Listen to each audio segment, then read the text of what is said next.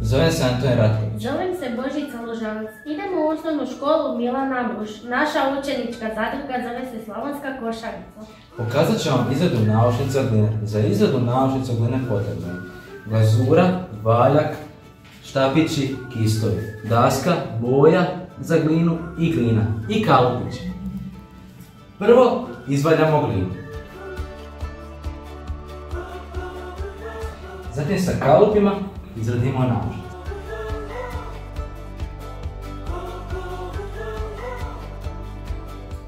Malo stisnemo i malo zaglavimo. Zatim sa štapićima napravimo rupice.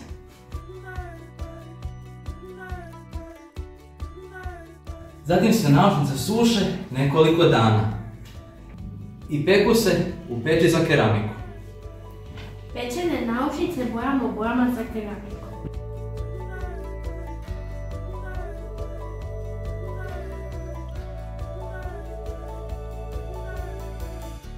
Obojane naušnice umačamo glazuru.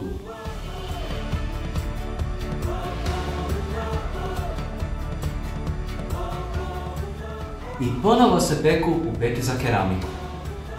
Na glazirane naušnice stavljamo kopče. I naušnice su gotove.